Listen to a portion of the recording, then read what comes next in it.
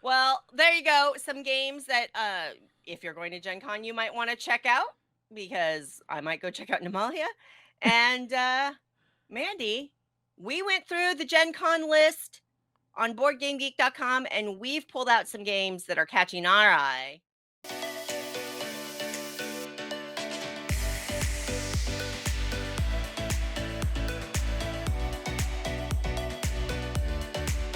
This episode is sponsored by Druid City Games. It's time for the Salt and Sass podcast when we share our love for the wonderful world of board games with you, whether you are a gaming veteran or just starting your tabletop journey. Welcome to episode 24. I'm Suzanne. And I'm Mandi. 24 in the can, Mandi. 24. I love it. 24. Oh no, I had a song, but it's not. No, never mind. 24 hours to go. I want to be. No, that's 21. No, never mind. I had a Drake song 21? in my head, but it's 21. 21. Yeah. Can you do something for me? I don't know that one. That's all I know of the song. Okay. Or 2-4, like a case of beer in Canada is called a 2-4. 24. I've never heard of that either. I don't drink beer, so I had no idea. I mean, I don't really. Why is a case of beer called a 2-4? Does it have 24 cans? Yeah.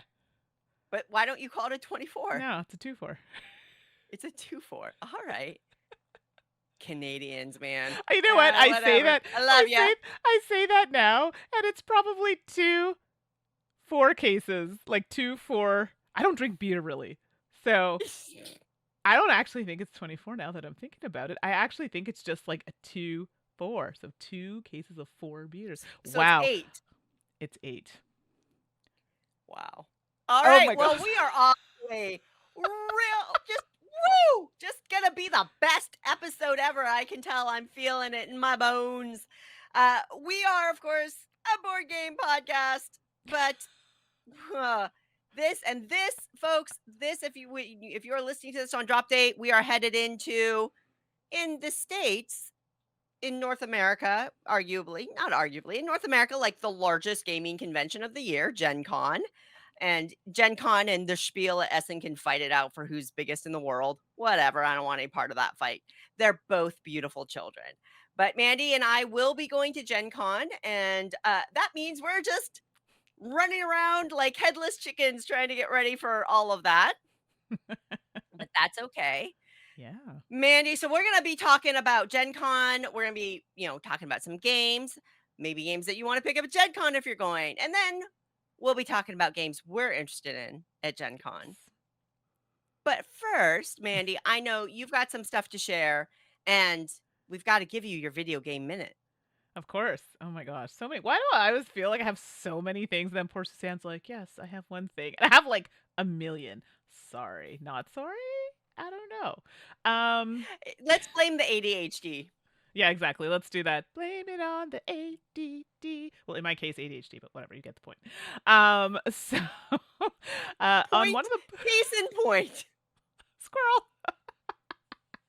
So on one of the podcasts, I don't know how we got there, but we started talking about thank you. I think we were trying to remember thank you. Is it in German or something? But anyway, we requested that, hey, if there's you'd like to share how you say thank you in your language, like send it in and then we'll talk about it. And well, I forgot, quite frankly. So a friend of ours, Nicole, was kind enough to be like, Mandi, we want to hear about the thank you. So I have a few for you. So I didn't get too many yet, but I know after this, I'm sure I will get more. So from Sam, I got the Dutch translation of thank you, and I'm warning you right now, my Dutch is a little rough, so I had to do a little practice of this. But Sam says thank you is dankjewel, dankjewel, or what he says people would say more often, or what people will say more often is dankie or bedankt, which is more like thanks. So I'm sorry if you're Dutch if I butchered that. I apologize, but that's cool. A fun one. I like the rhythm on that. It is. It has a nice sound to it. So I'm going to have to say it more to practice. So I like that. The next one, and I apologize, a few of my emails kind of went MIA, but I did read them, so this is why I remembered them. Thank you in Filipino, so in Tagalog, is salamat. And the reason why I will always remember this is because one of my good friends in school, her name was Elaine Salamat. Little did I know that her last name meant thank you. I had no idea. So there you go. And finally, from our friend Nicole, who was one who reminded me that I had talked about this. I'm pretty sure, Nicole, and please correct me if I'm wrong, and if I am, we'll do another one on another episode. I believe we were talking about Anishinaabe, which is commonly used to describe the Ojibwe people. And I don't know if this is specifically what you were referring to, but this can refer to other First Nations that also identify as Anishinaabe. And where I live, we are on Anishinaabe unceded territory. So this is something that we recognize here in Canada, and specifically in Ottawa, the nation's capital. So thank you in Ojibwe is miigwech. Again, I'm so sorry if I butchered that, but I had to do some searching here. But me and gwech are separate words that put together, it means that's proper slash exact slash sufficient, which later becomes Yeah. thank Okay. you. So there you go. So I love this because I'm Googling and learning things at the same time. So thank you to everybody who submitted those. And I'm more than happy to add more and share more with all of you. So thank you so much. Excellent. Oh yes, there's more now. I forgot. So I've left Diablo for a little while because the season has started, and I'm like, you know what? I don't really want to start a whole new character right now. I'm a little salty about it. We'll save that for another episode. So I decided to blow the dust off the PS5 and Ooh. say, let's see what games I haven't played on here. And Sherlock Holmes Chapter 1 is on here. So it's like a puzzle game. There's a little bit of action in there, but it's mostly a puzzle game. And I gotta tell you, I got a little frustrated because I was trying to learn how to play the game because it's Sherlock and he's trying to solve some mysteries. But you have to like select certain pieces of evidence when you're questioning people, or they'll just tell you, I don't know what you're talking about. I can't help you. So you're like, I know you're the person I have to talk to. Why are you not answering the question? But then I realized, oh, I don't have the right piece of evidence highlighted that I can ask them about. So, not gonna lie, that got me super frustrated, and I was real close to being like, I'm done. I'm done. And then I figured it out, and it's gotten a little bit better. So, I like it because there's a whole bunch of like little cases you're trying to investigate. It's an older game. You can tell by some of the graphics a little bit that it's an older game, but I like puzzle games. So, the jury's out because I'm not finished, but I've been playing a fair amount of it. I like it, but I find some of it a little fiddly. So, like, just like selecting the right evidence to question the right people, and just you have the evidence, just whatever. So, I could just be me. I don't know. Um, yeah. So Sherlock Holmes Chapter 1. I did actually buy Chapter 1 and another one. I think it was like on sale for like $20. So I was like, sure, let's try it. We'll see how it goes. I'm a big fan of puzzle games. I'll keep you posted. Awesome. Well, for me, I'm swirling in Zelda Tears of the Kingdom still. My son and I are playing this one. We're attacking it wholeheartedly, which honestly is impressive because I bounced off of Breath of the Wild pretty hard after a while. Yeah. But Tears of the Kingdom has enough changes in their systems that make it playable for me, and we're just having a blast. So, take that for what it is. The analog game that I wanna mention, or I don't know, game that, Mandy, I think you'll be interested in, is what I'm doing when my son is hogging Zelda and I can't play, but we hang out together and, it's a thing we Yeah. do together, so I'm still hanging out, but, I don't wanna watch him, like, shrine hunt. So, I picked up a puzzle book of Murdle. Myrtle. Murdle. Like Myrtle the turtle? Murdle, like Wordle and murder. Oh, okay. And this is a puzzle book. It's deduction logic puzzles that Ooh. are a cross between Sudoku and Clue. And so you're going to get each puzzle has Well, I am still in the easy puzzles and they get harder, but basically in the easy puzzles, you get 3 suspects, 3 locations, Okay. and 3 weapons and some descriptions of them, and then you get a handful of clues, and then you get a grid where you have weapons, locations, and suspects along the top and the sides so that you can do kind of this logic gridding out based on the clues you get.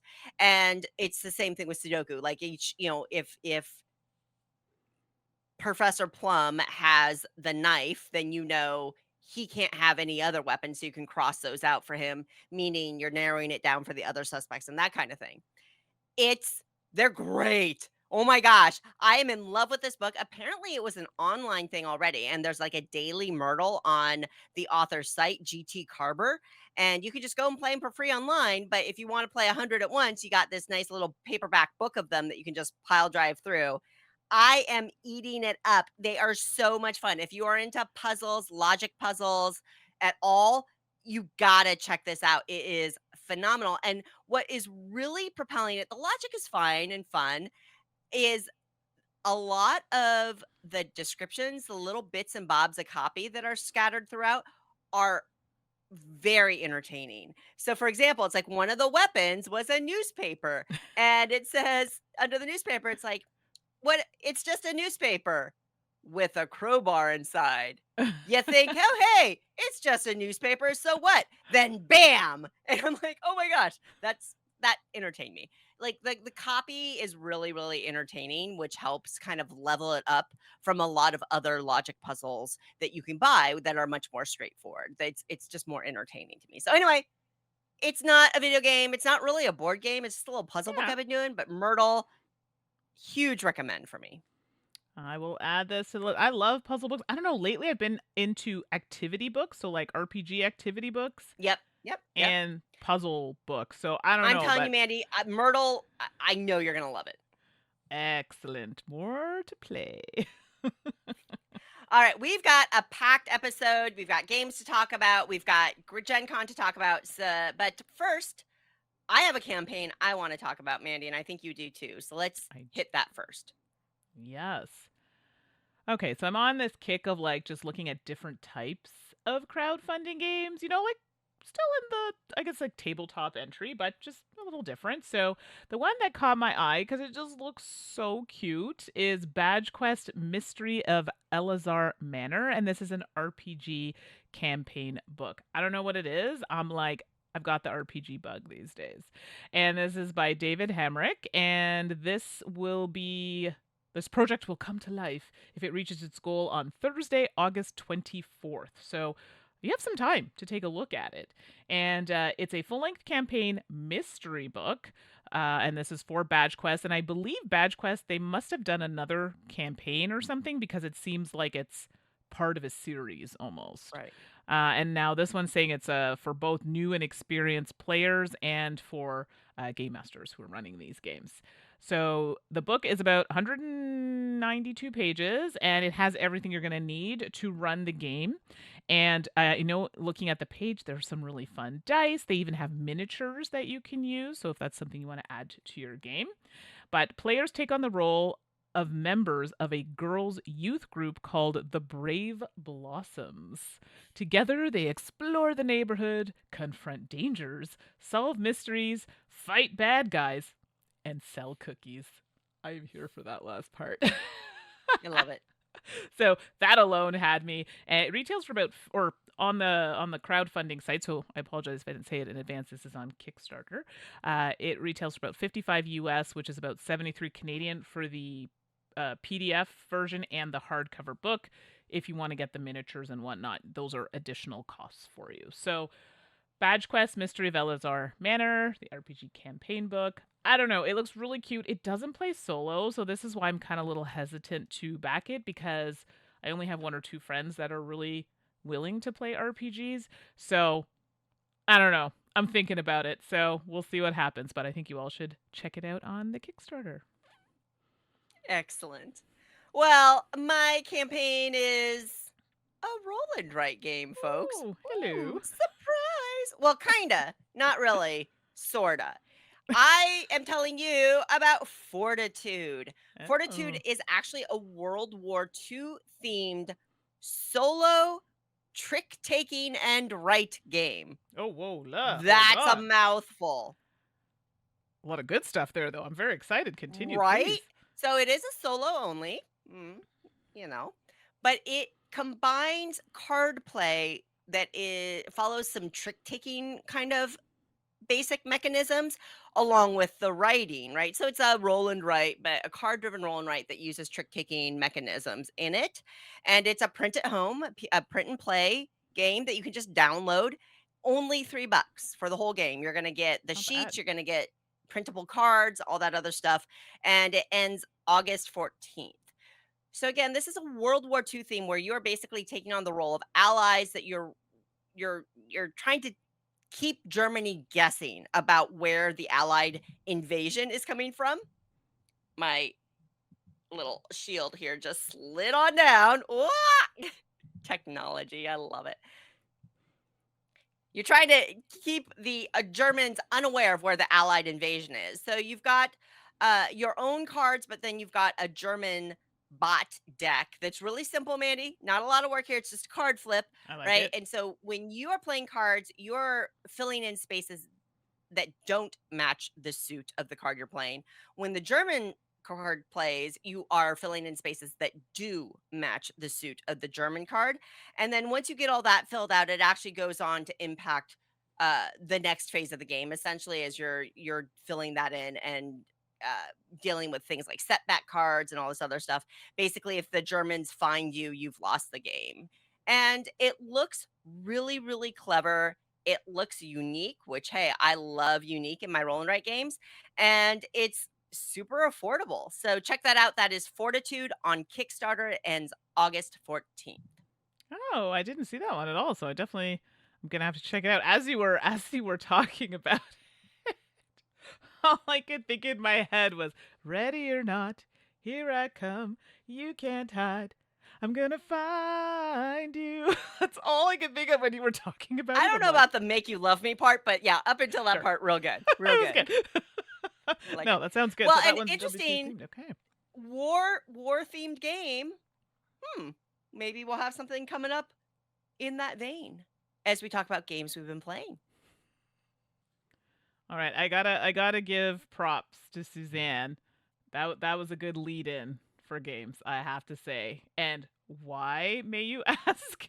That's because I'm talking about air, land, and sea, spies, lies, and supplies. So if the name didn't give it away, it is kind of a war themed card game. So apparently, I didn't know this. There are alternate names for this game: Critters at War, Flies, Lies, and Supplies. Apparently, that was one of the names. I had never heard this. So, Well, it started as air, land, and sea, but some folks right. didn't like the real world war theme. And so I think Oh, Arcane Wonders decided to offer an alternate, it's the exact same game, but just okay. with kind of these anthropomorphic fantasy battle scenes for people that really just didn't like the real war setting. Got you. And to be, I know it's a horrible thing I'm about to say. I didn't really notice. Do you know what I mean? I Okay. was so Yeah. busy just looking at the cards. And I'm not saying that you shouldn't notice. I just didn't. So, shame on me for not being so observant, I suppose. And so, Air, Land, and Sea, Spies, Lies, and Supplies is designed by John Perry. Art is by Valerio Bonanfantino, Derek Loffman, and Damien Mamoliti. And it's published by Arcane Wonders. It plays 2 to 4 players in about 15 to 30 minutes, and it retails for about $18 Canadian. So this is a standalone, but you could also combine it with the original Air, Land, and Sea. And it's a very straightforward game. You have 3 locations, and you're going to have cards that have color coordinate.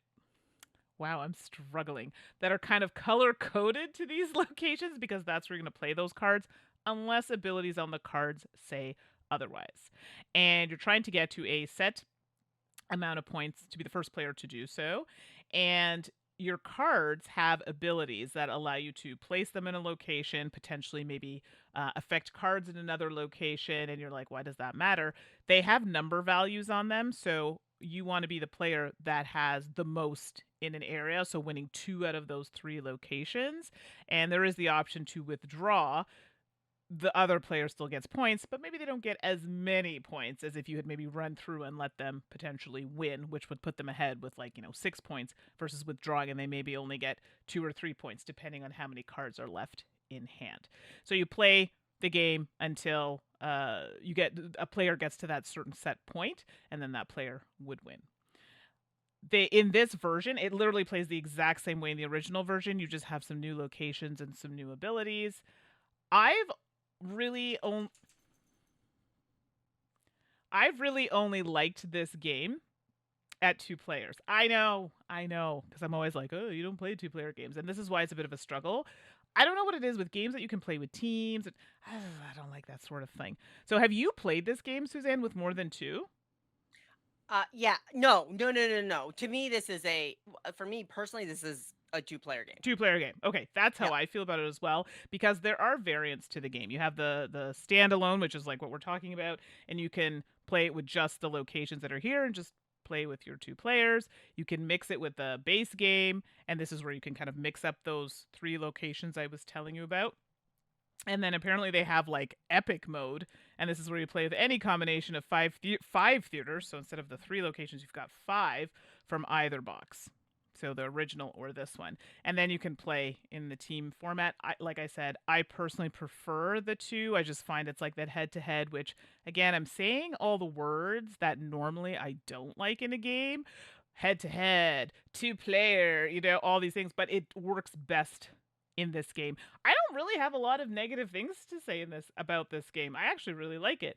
I do find it gets tricky for me personally with some of the abilities because they really work based on, maybe you need a card in a location that's already flipped down, but you don't have any cards that are there. So this is where you might end up having to just use that card flipped down at a 2 value because it's like a standard value versus maybe the 5 that was on the other side because you can't actually use it. But that's how the game is. It's random, right? You have cards that are dealt out. You don't know what you're getting. You got to play the hand that you were dealt.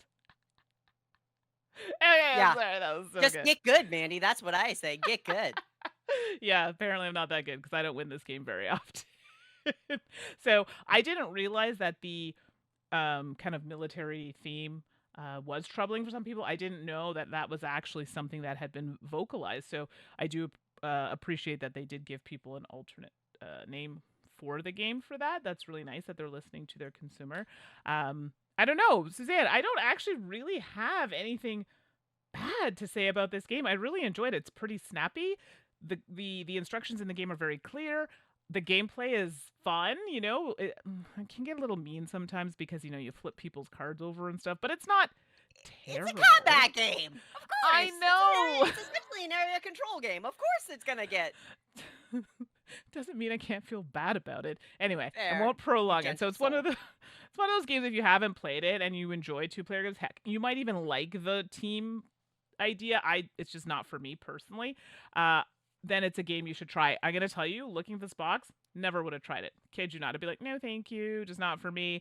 And I don't know if it was you, Suzanne, or maybe Robert, who is works for Arcane Wonders. Someone's like, no, I think you'll like it. You should try it, and I'm glad that I did. So, Air, Land, and Sea, Spies, License, Supplies, very good. Like I said, it plays plays exactly the same as the original. So I definitely think you should try it if you have not. Excellent. Yeah, no, I really like it too. First up for me, a card game, Splito. Splito. I just like Splito. Splito. And sorry. It's been a week, folks. So Splito is designed by Romeric Galonier and Luc Raymond. And we have graphic design by Maud Chalmel. And it is published by 25th Century Games, and it will retail for $20 US. This is a game that plays 3 to 8. I love always looking for games that play that higher player count. And it is just a card game, so it's in a pretty compact little box.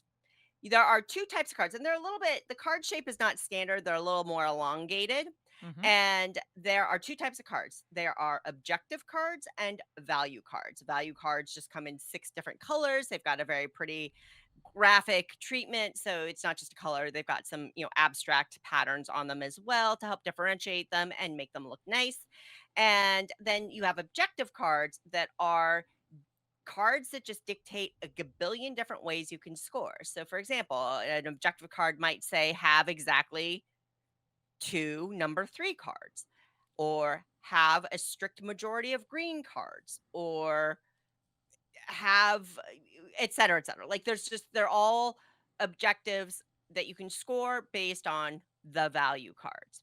So how this works is you shuffle up the deck, you deal out 13 cards to all the players around the table, and on a round, everybody picks a card that they're going to play, puts it down, simultaneously reveals and puts it in the play pile they want it to go in, Right. either to their left or to their right, because you are playing with the people on either side of you, but Oh. against them as well, because you have one winner, person with the highest score at the end of the game wins, but your score is going to be the multiplicative sum of your score to your left and your score to your right. So you are partnering just like between two cities, for example. Mhm.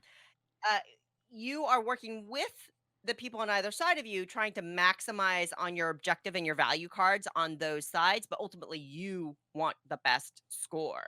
Right. So, yeah, you pick a card, you play it down, and you can freely play to either side. So you may play 12 cards to one side and only one card to the other side, and there may be very good reasons to do that because there's goal cards that say, don't have more than 11 cards here. Then you pass the whole hand. It's a drafting game too. And you do it again. You pick a card, play it, assign it to a pile. You play through the 13 cards, and then you score your individual piles on either side of you. And then as an individual, I take the score on either side of me. I multiply those numbers together, and that's my score. And whoever has the highest score wins the game.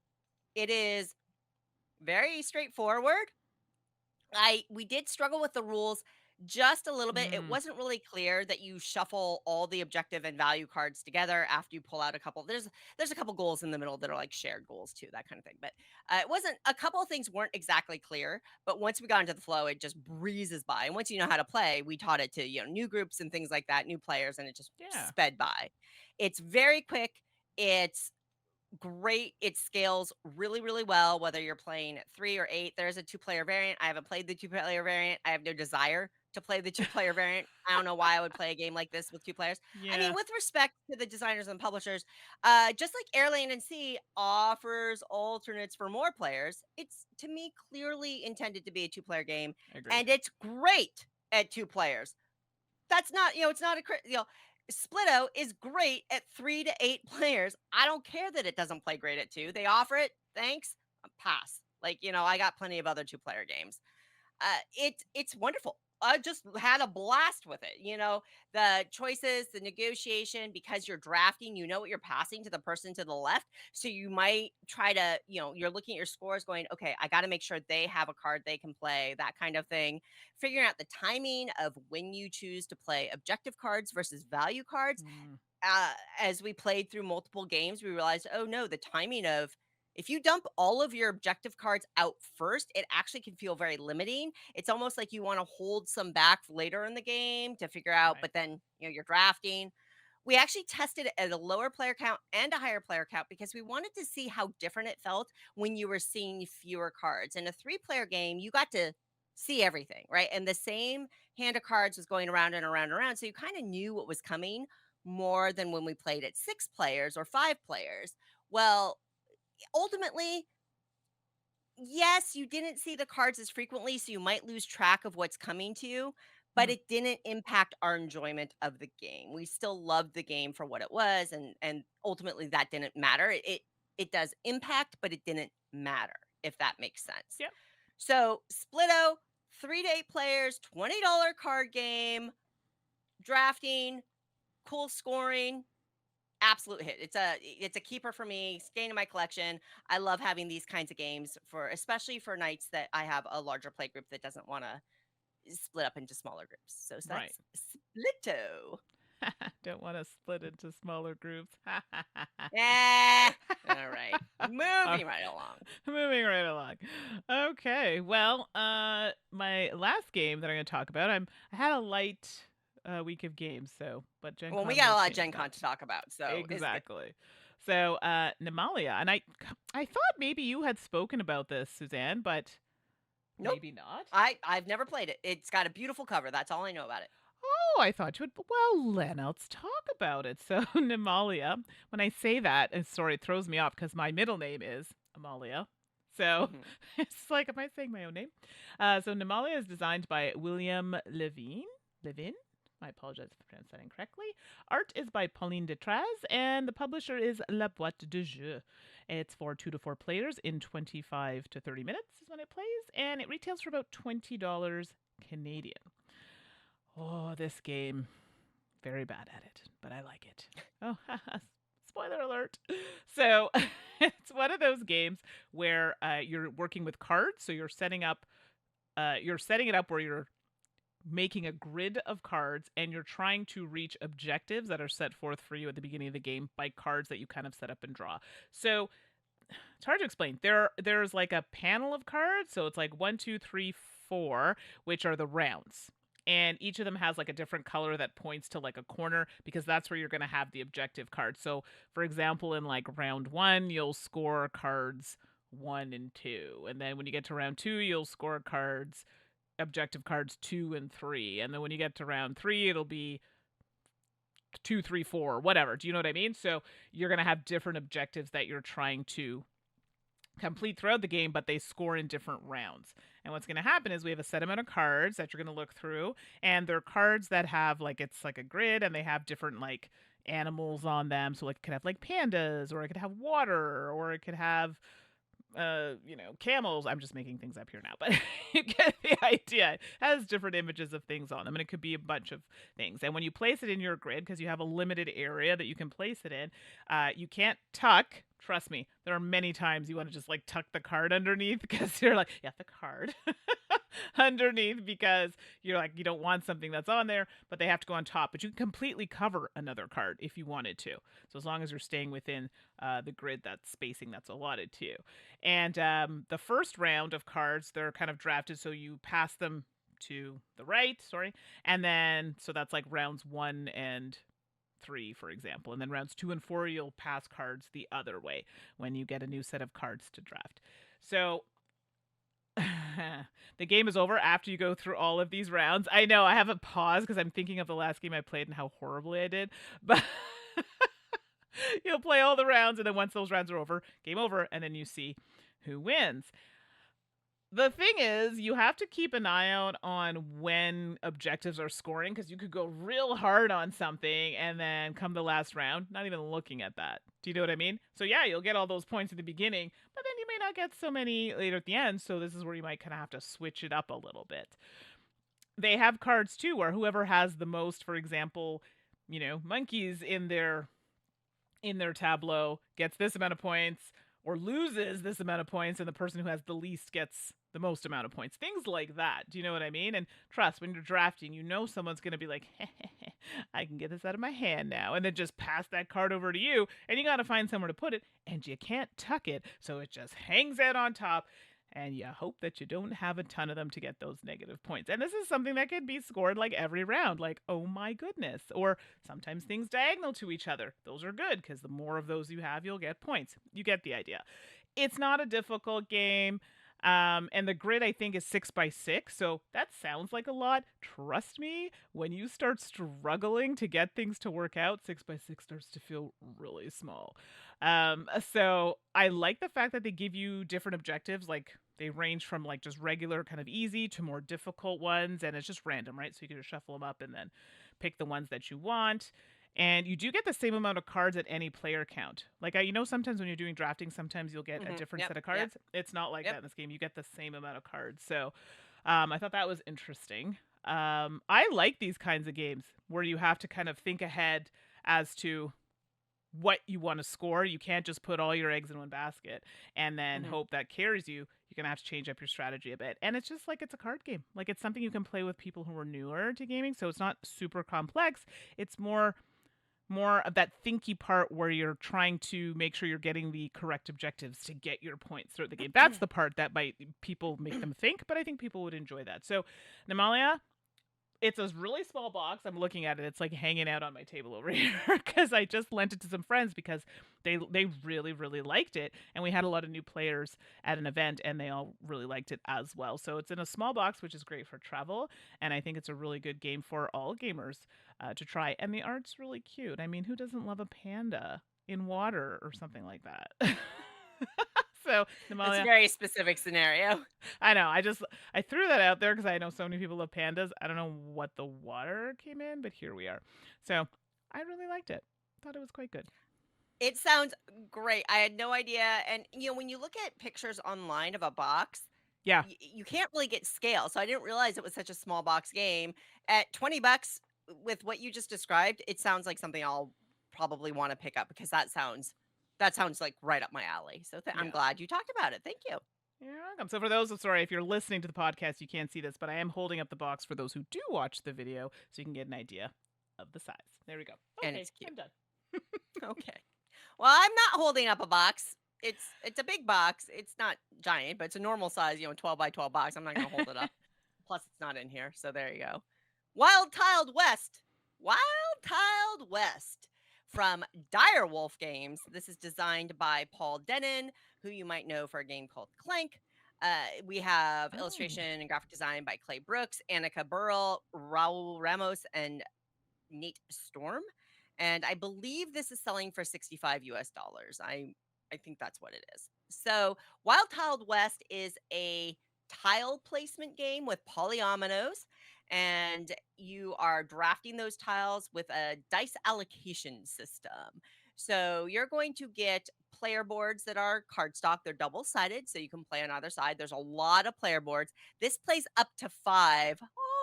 Oh, love that. Oh, very nice. Yeah. And you get a ton of these little player boards. They're all different, so they have different layouts and objectives and stuff like that.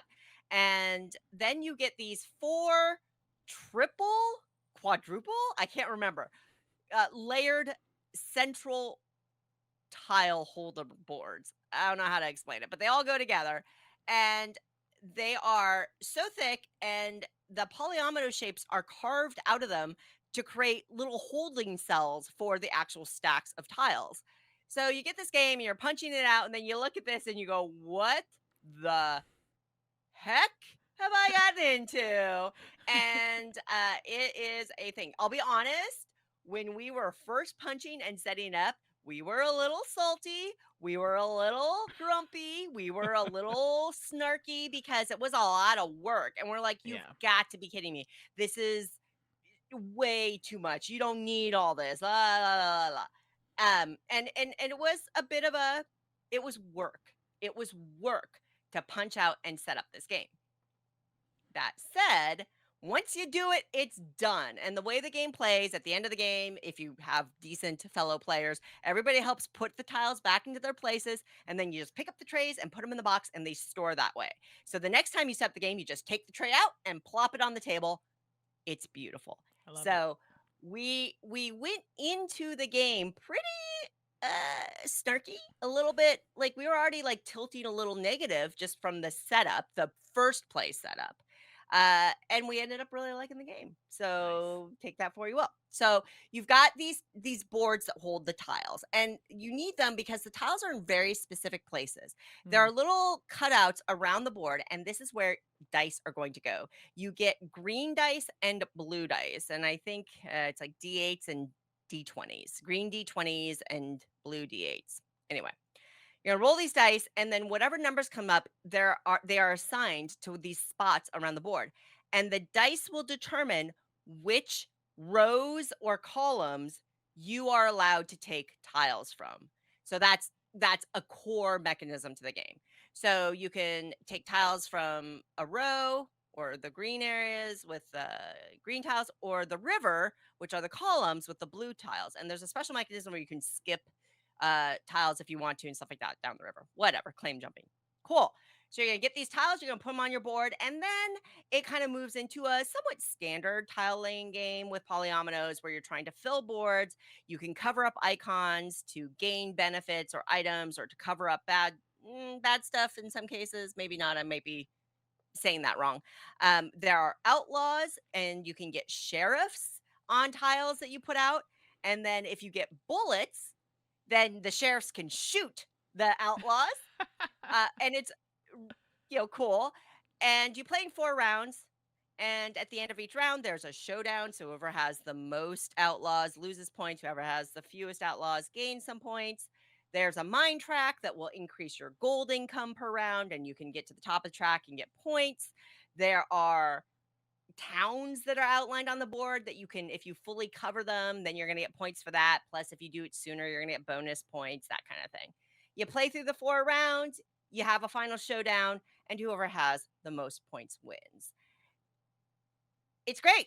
It's super fun. There's lots of other little scoring. There's a lot of little scoring options. The tiles themselves will represent buildings. Buildings might give you bonuses. Sometimes they score by just being out. Sometimes you actually have to surround the tile to activate the tile. There are also fields with cows, and if you get a certain number of cows out, you can corral the cows and get points that way. There's a lot going on. You have a lot of options, which is cool. You have a lot of options, so you feel like you have choices, and you can pick a strategy and kind of go in that area and that kind of thing. A goofy little component thing, you get little wooden bullet tokens. They just look like little gray rounded rectangles. They're bullets. Cool. But what you do is when you shoot an outlaw with a bullet, you turn it on its side, and then it's a gravestone, and you leave it on the outlaw, and it marks that you've gotten rid of the outlaw, and it's a grave marker. It is so clever and effective from a visual thing. I find it absolutely charming. I know it's a super small, irrelevant, practically detail, but Yeah, but I was absolutely charmed by it, so I had to call it out. Wild Tiled West is a hit. It plays well at all player counts. Once you get through that, push through that initial setup, and then it's easy breezy, because I would much rather have a smooth setup in the future with a right. little more work at breakdown than the other way around. So we got past that. We like the game. Uh, Wild Tiled West, it's fun. It's a really solid tile laying game. I have not even heard of it, so this is the first time I'm hearing about this. So another one that I can add to the list, and so many good songs in this one here, Suzanne. Like, oh my god. Anyway, I had to restrain myself. I shot the sheriff, but I didn't shoot the deputy. I think you've done that one on the show before. We need like Wild Wild West. Have we That done was that my one? next one. Okay. And take you, but the Will Smith version, and take you to the wild tiled west. I don't know. Wow. What way to go. Nicely done. It's pretty rough, but Nicely that's okay. We're gonna go with it. Well, there you go. Some games that if you're going to Gen Con, you might want to check out, because I might go check out Nimalia. And Mandi, we went through the Gen Con list on boardgamegeek.com, and we've pulled out some games that are catching our eye. Yes. Some of these, I've played one of mine already, Yeah, I saw but you only posted one. digitally. Yeah. Yeah. Well, only on Board Game Arena and that kind of thing. So Oh, okay. uh, Okay. Got you. let's jump in to this supersized Gen Con pie. This is exciting. I'm all about feeling with lists. I don't know how to explain this. I feel like Suzanne takes a critical eye when she's looking at games, and this is me. I look at, oh, I really like the way this game looks. Okay, I'll read like the first line or two. Oh, that sounds nice. Okay, this looks like something that could interest me. I don't know if anybody else does that. Sometimes I don't need to read the entire rule book. I just know.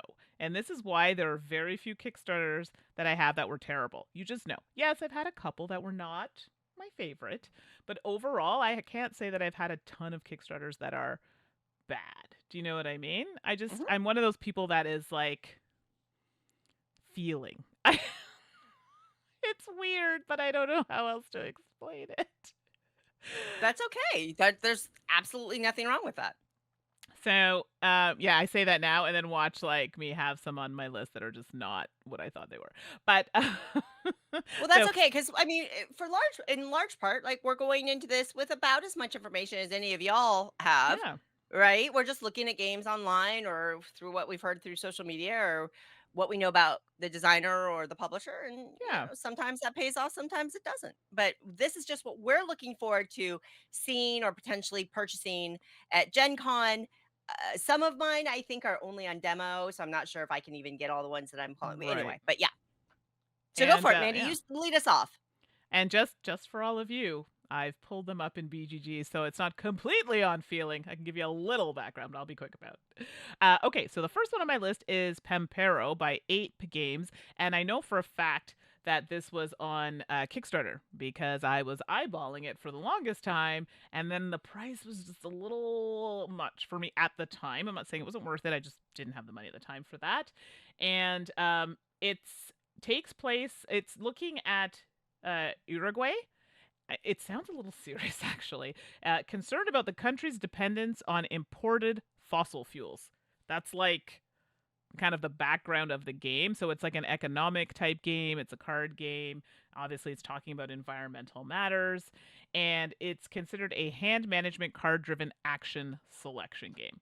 So just reading that, I was like, ooh, tell me more. So it's one that looks interesting to me. The art on it is like kind of very clean looking with the windmills. But I don't know, it just kind of caught my eye, and it caught my eye when it was on crowdfunding. So I'm hoping to get a closer look at it at Gen Con, and that's Pampero. Excellent. Well, first up for me is Shake That City from Alderac Entertainment Group. This, I think, was on a Kickstarter I as believe it well. was. I think you are Yeah. correct. And really, the gimmick here, and I want to make sure I'm clear. I don't say gimmick as a bad thing. Hmm. I work with Restoration Games, and they make games with gimmicks all the time. You think Return to Dark Tower, that giant mechanical, glowing, light up, sound driven tower is not a gimmick, it's a gimmick. But when gimmicks work, they're great. So the gimmick for Shake That City is that you get this box where you throw in cubes and you shake it, and then you press the side, and it releases a little grid of wooden cubes in this perfect grid. All right, I'm in. And then based on that grid, apparently the cube colors align to building tile colors that you're then putting onto a player board or something like that. I don't know Mhm. that much about the game, but I'm Yeah. love tile laying games. I love city tile laying games, and I love cute little gimmicks that work. So Shake That City is definitely on my checkout list for AEG. Yeah, this is one that I'm interested in as well. So I'm glad to see that on your list. Next on my list is a little bit of a cheat considering I haven't played the original one, but it was on my Essen list. I just haven't played it yet. And the game is called Revive. And I know at Gen Con they're talking about the expansion, Revive Call of the Abyss. So technically this should just say Revive, but the expansion is going to be at Gen Con. So why not take a look at both?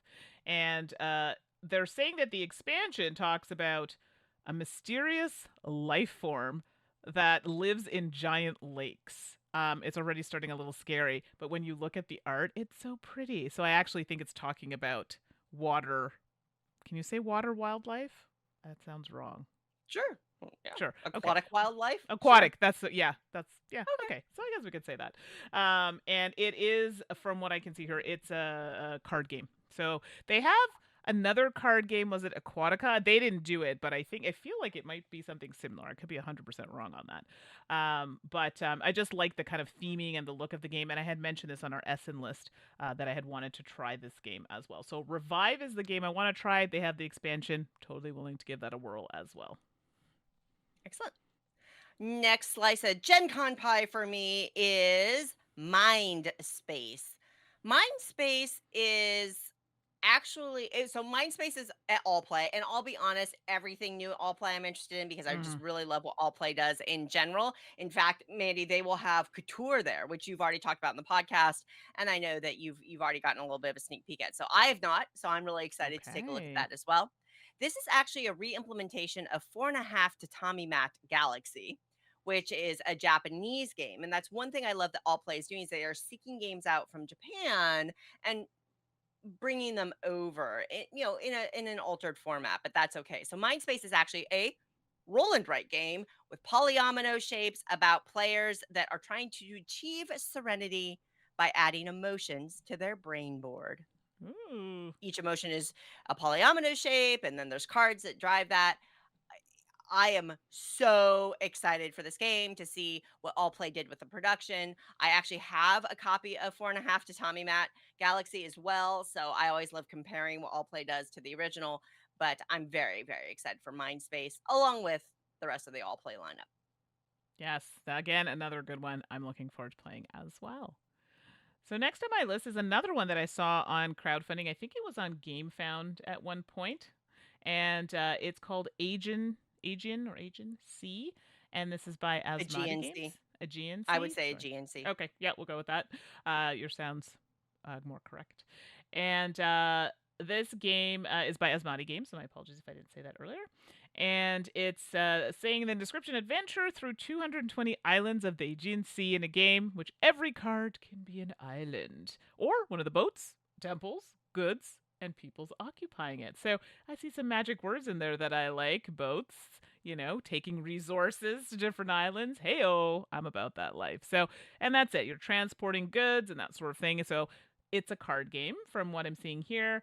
And there's some hand management as well, multi-use cards in the game. So again, another game I don't know a ton about, but I've heard some really good things about it. So a GNC, I'm very much looking to try that out as well. Yeah, I think I backed that one on Did you? GameFound or something. Yeah, Yeah, it I was on can't remember which GameFound. one. Yeah, I think Yeah, then you I might have think I backed backed it. that one. So, Ah, okay. yeah, Yeah, because I saw it. yeah, I too am excited for it. All right, next up for me, Bonsai. Bonsai is coming out from DVGiachi, and it is a tile laying game where you have cards and you have tiles, tile laying game, but the tiles are little hexagons, and as you build them out, some are brown, some are green, some are flowers, and you use them to build out a bonsai tree shape, and it Yes. looks like they will be different and flowy depending on how the game plays, and it looks like cards will impact either what you're trying to do or what you can get to place. I'm not quite sure. I'm just looking at, images on Board Game Geek. I don't care. Tiles that form a bonsai tree sounds fabulous. I'm in. I can't wait. I think that this one's actually going to be for sale, and this will definitely be on my I'm going to buy it game list at Gen Con. Bonsai. I'm pretty sure this was on our Essen list as well. So Oh, was it? It might have been. I think it Yeah. was. Yeah. No, which is great. So I'm happy to see it here as well. So I'm excited to try that. Next on my list is Barcelona, and this is by Board and Dice. And yeah, this just looking at this game, it looks like it's right up my alley Mhm, because I mhm. saw city building. Oh wait, didn't we talk about city building last podcast? So this could be another one to add to the list. And well, it's talking about a place, in Spain, which is nice. But you take on the role of builders in the 19th century of Barcelona. We're working on the new expansion to the city. And there's some worker placement. Heyo, we all love a good worker placement, some tile placement, and it has multiple scoring phases. I mean, those are all magic words to me right there, but it does look like a nice looking game, and the city building aspect is something that I find really interesting. So Barcelona, I can't wait to give that a whirl. Yeah, I tend to really enjoy the heavier games that Board and Dice puts out, so that would be Yeah. great. All right, the next slice for me is another roll and write game coming off of their Spielnam Next Station London. Mm, We have Next Station Tokyo coming out nice. from Blue Orange Games. This already has an implementation on Board Game Arena that is fully playable now. I have played 20 or more games of it on Board Game Wow. Arena. I think I have won one of those games. Now, not to pat myself in the back, but for Next Station London, I'm okay at that game. I have a decent win rate and I really enjoy it, and it's a solid game. Next Station Tokyo is the same general rule set overall, but definitely some tweaks, new sheet layout, all that other stuff, and it just I can't get it to work. And that's not a criticism. I love that they managed to take a basic formula and just twist a few of the endpoints and completely change how I experience the game. I think it's fabulous. I feel like I'm challenged. Like I want to figure this game out and I keep on playing it and I will. But I also have to get the physical copy, which apparently will be at Gen Con. Next Station Tokyo is, just from my experiences on Board Game Arena, a very worthy follow up to Next Station London. Different enough from Next Station London in how it plays out. And I'm very excited to get a physical copy of this. Yes, I mean, you're the one who turned me on to the first one, so excited to try this one as well. Next on my list, I feel like this was on another list of mine because the cover looks very familiar, and that's Tribes of the Wind. And this is it's art on it is a Vincent Dutrait art set, so maybe that's why I'm Oh, finding that it's Vincent. looking familiar. But Mm. it's published by La Boîte de Jeu, and it says it takes place in a post-apocalyptic world, and the Tribes of the Wind are rebuilding the world on polluted ruins from the past. So that's kind of the theme. Looking at the box, I'm not going to lie to you, that's not what I get from it, but it's pretty. So we'll go with that. And it is another game that uses cards. And actually, well, it is a card game, and it is classified as more of like a strategy, but like on the lighter end of it. So this is probably one of the ones on my list that is on the lighter side. And you're trying to plant forests, build villages and temples, and decontaminate surrounding areas. I must be on like an environmental kick because my eye keeps gravitating toward these types of games. So I believe it's another type of those games that has objectives that you're trying to complete, and I think you're playing on other players' cards, if I'm not mistaken. So that should make an interesting twist. So Tribes of the Wind. It's I definitely love the look of the art on the front, so I can't wait to see a bit more when I try the actual game. Excellent. Alrighty. This is a game that many of you listening or watching right now will be well familiar with. Bonanza. Classic Uwe Rosenberg game design, card game, but twist. Ooh. Bonanza Dahlia edition. So Ooh. they have just taken Bonanza and rethemed it with dahlias instead of weird cartoon caricatures of bean variants.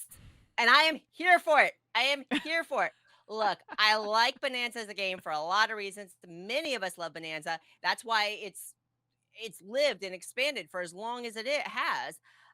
I don't love the bean theme and I don't love the outdated caricatures that they've made out of some of these beans. Replacing that, livening it up, replacing it with Beth Sobel floral art. Ugh, I don't I already own Bonanza. I own a number of Bonanzas. I don't care. I'm getting Bonanza Dahlia. That is from Amigo. I did see the cover. It is definitely very pretty. So looking forward to seeing more of that one. So the next one on my list, I feel like I'd never heard of this, and or I must have skipped it, and that's Cargo Empire. And this is being put out by Moetis Game Design.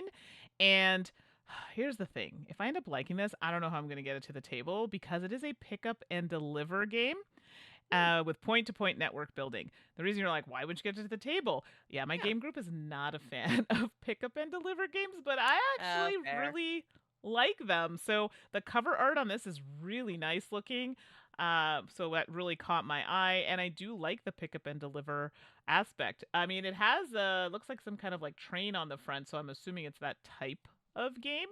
Just from there's a very small description, doesn't really give too much, but that's what I'm going with considering it says transportation in the description. So, Cargo Empire, definitely what I'm really interested in trying, and it does play solo, and we all know, I'm a huge solo player. I'm being very sarcastic here, but I will try it if my friends are not interested in Cargo Empire. I always love what Mo Ideas puts out, so I love it. Yeah. Alrighty. Wild Gardens. My next slice of Gen Con Yes. pie. Wild Gardens from Rose Gauntlet Games. Of course, this is a studio started by industry veteran Isaac Vega and Lindsay Rhodes. Mm-hmm. And it looks gorgeous. I don't know a lot about the game. I know it was on a crowdfunding campaign. It plays 1 to 4 and it's about foraging. It's competitive, but like competitive foraging between friends. Okay. It's like you go out, you forage, you try to complete recipes. It's delightful. It's beautiful. And it's designed by Isaac Vega, who is a designer that I tend to really enjoy the work that he does. So Wild Gardens from Rose Gauntlet Games, definitely on my seek it out list at Gen Con this year. And look for some familiar faces in that game. Wink, wink. Just saying. Why? Check out the I don't. cards. Someone just might look familiar in the Mandi, are game. you in? Oh, I can't wait. Oh, that's awesome. And All right. Mumsy. Me and Mumsy. Okay. Oh my gosh. I am so okay. Excitement level just zoomed up. I was already hyped. Super hyped now. Now, I don't know if that was like in the Kickstarter, and sorry if that was a spoiler. I don't think it is.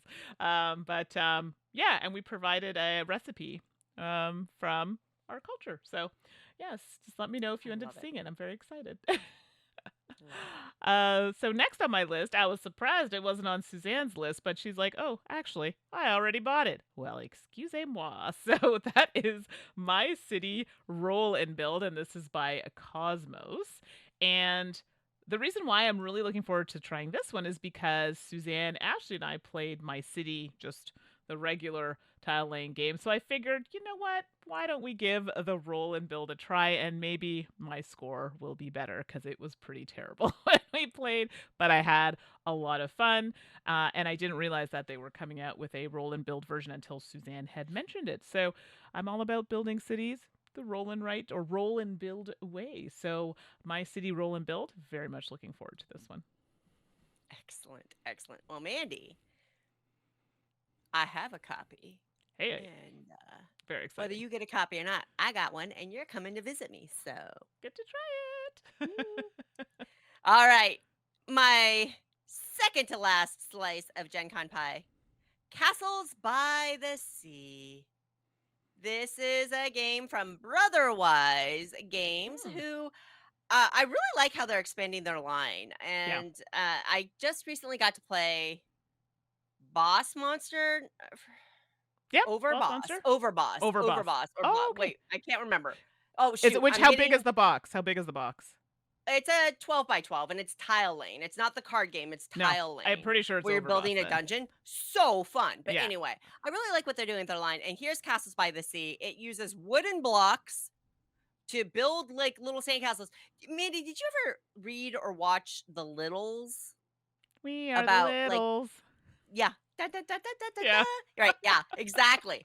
So it's kind of like you are the littles and you live on the beach and you're building your sandcastles, and you do have these wooden blocks that you get to that represent sand pieces that you do, and you have your little meeples that you're trying to position on there. There are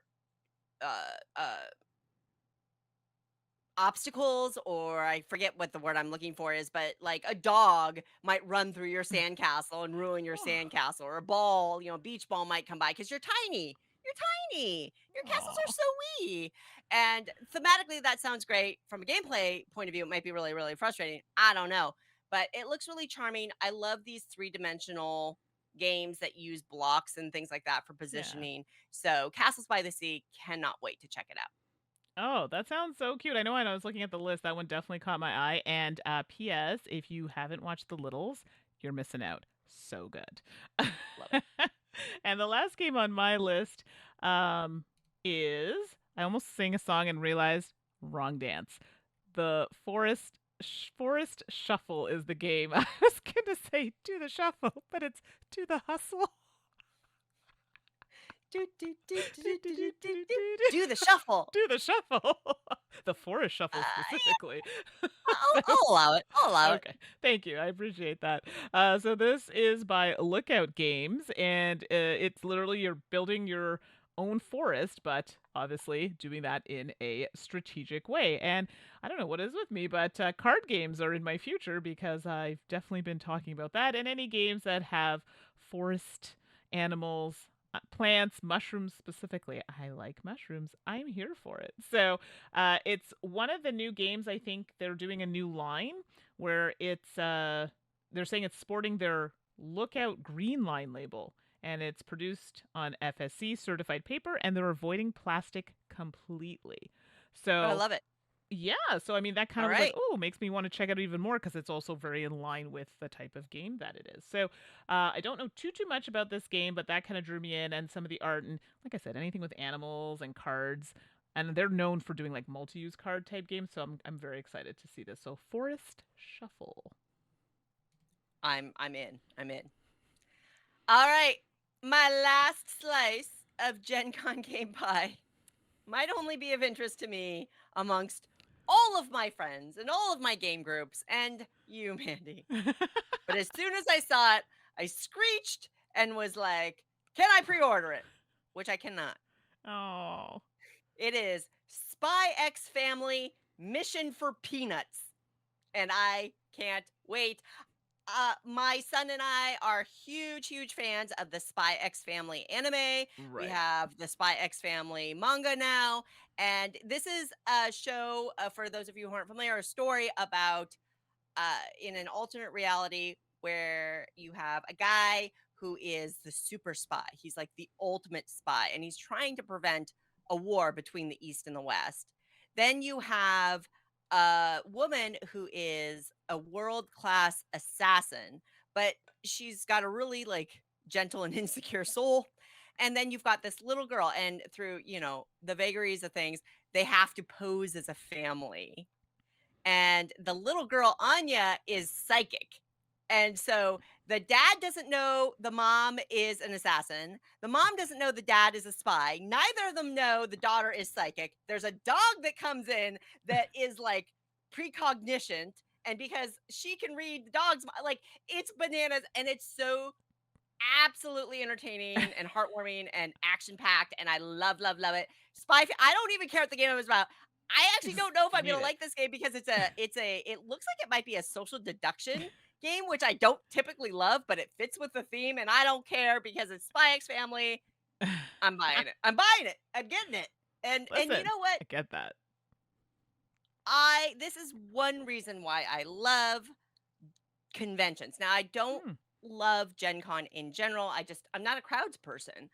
But you go to something like Gen Con, you go through these lists, and there are these little gems that just pop out that I get all hyped for, and I'm so excited. And I don't know if I get that without kind of the convention prodding me. So I'm sure. super excited for this one.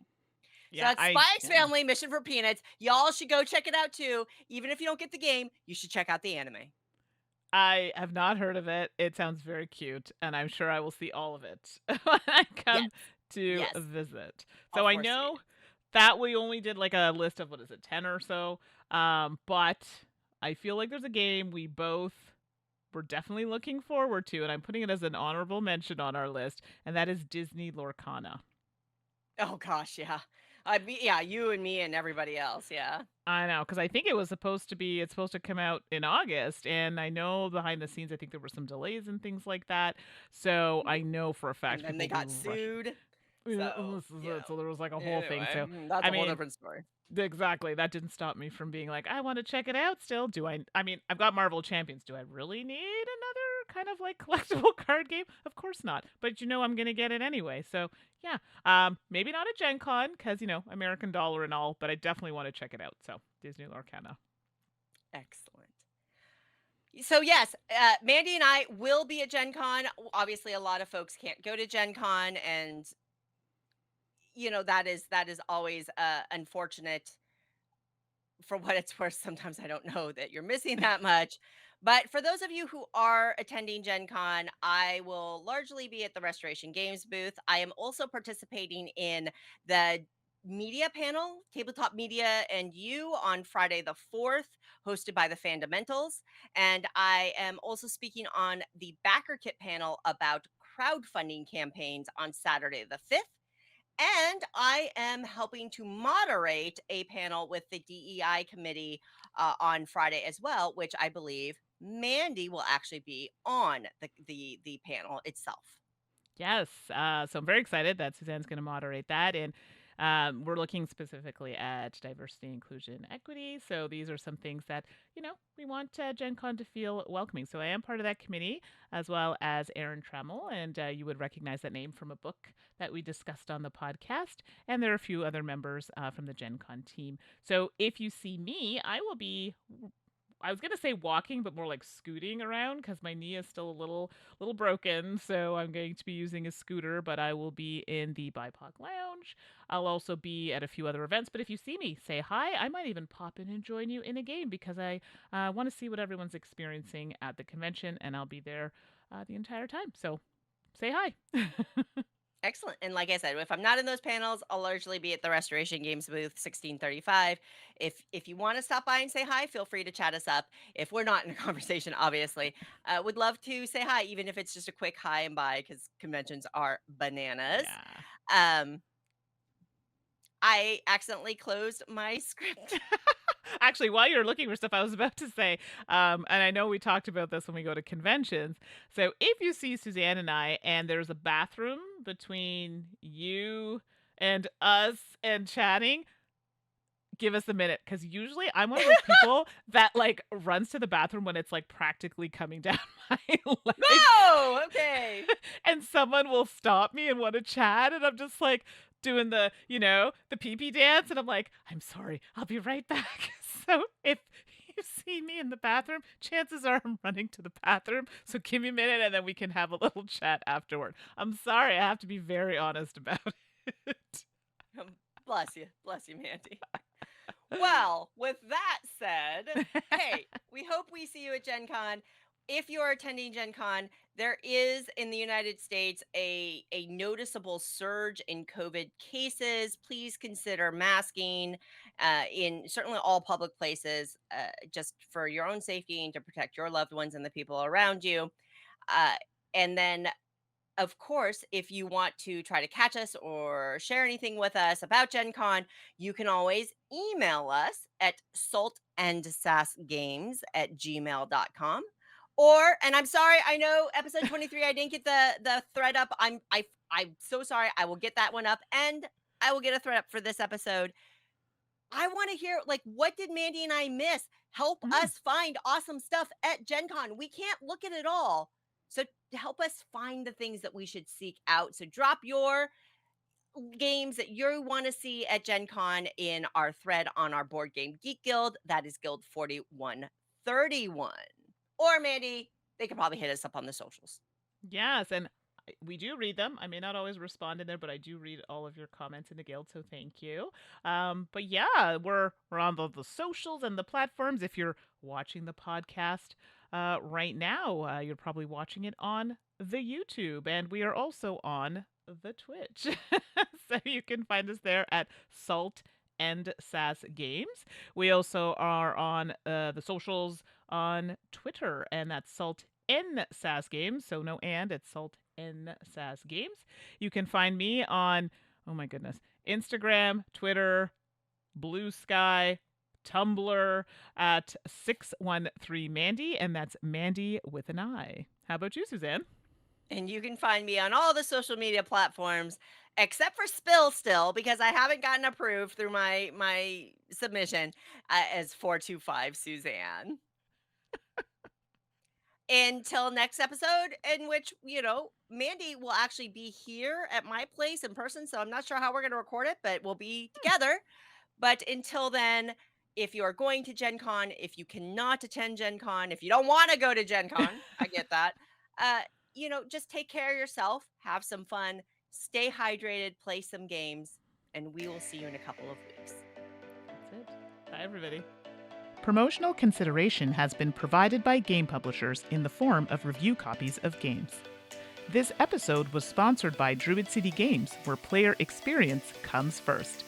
Check out all of their great games at druidcitygames.com. If you'd like to support the podcast, please check us out on coffee.com/Salt and Sass Games. Thank you for your support. We are also a part of the Goonhammer Media Network. Check out more of their content on media.goonhammer.com. Salt and Sass is produced with love by Suzanne and Mandi, and we'll be back next episode with more salt more sass, and more games.